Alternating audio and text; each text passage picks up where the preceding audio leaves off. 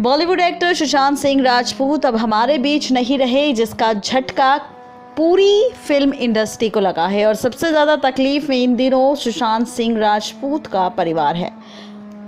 बता दें कि सुशांत सिंह राजपूत की जान देने के बाद हर जगह सिर्फ एक ही खबर फैली कि डिप्रेशन की वजह से सुशांत ने अपनी जान दी। तो वहीं अब फैंस और सवाल ये उठ रहे हैं कि बिना किसी कंफर्मेशन के कैसे पुलिस वालों ने ये डिक्लेयर कर दिया कि सुशांत सिंह राजपूत ने डिप्रेशन में खुद की जान दी। कहा जा रहा है कि सुशांत सिंह राजपूत पिछले 6 महीने से डिप्रेशन की दवाई खा रहे थे। पुलिस ने जब सुशांत के कमरे की तलाशी ली तो उन्हें वहां पर कुछ दवाइयां भी डिप्रेशन की मिली। इसी के साथ ना तो वहां पर ऐसा कोई नोट मिला और ना ही ऐसा कोई सबूत जिससे ये साबित हो सके कि सुशांत ने ये सब कुछ डिप्रेशन के चलते किया है। तो वहीं सोशल मीडिया पर महेश भट्ट और सुशांत सिंह राजपूत पर दिया गया एक पुराना बयान भी सामने आया, जिसमें महेश भट्ट ने ये कहा था कि सुशांत खुद की जान जरूर लेंगे। आखिर महेश भट्ट ने ऐसा क्यों कहा था? इससे पहले महेश भट्ट ने भी कहा था कि सुशांत सिंह उन्हें परवीन बॉबी दिखाई पड़ती है, वो उसकी तरह हरकतें करते हैं। मुकेश के इस बयान से सुशांत के फैंस ने महेश भट्ट को काफ़ी खरी खोटी सुनाई थी।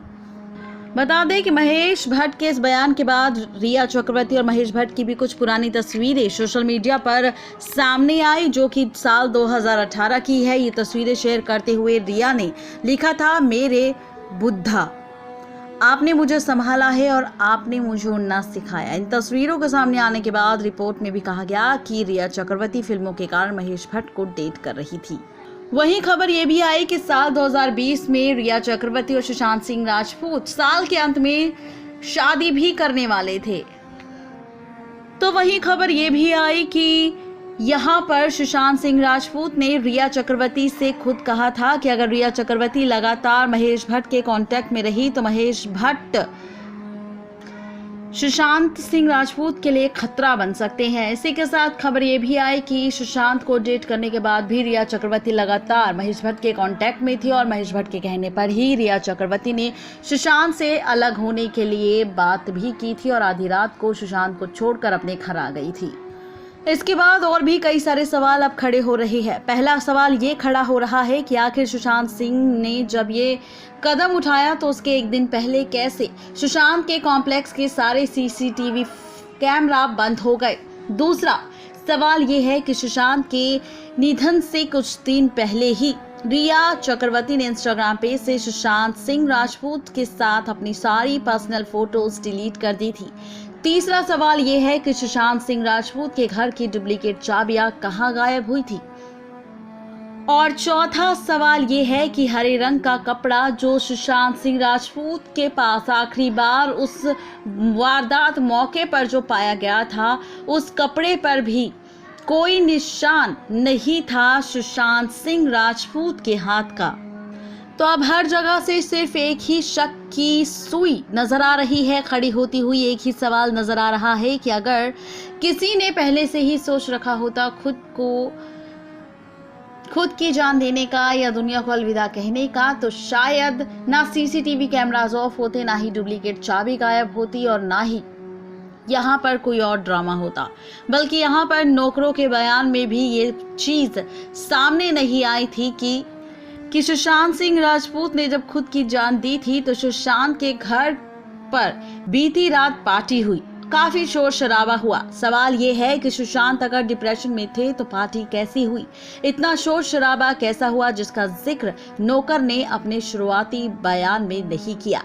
एक अजीब अफवाह की माने तो सुशांत सिंह राजपूत के निधन में महेश भट्ट और रिया चक्रवर्ती के करीबियों को अलग ही रंग देने की कोशिश की जा रही है,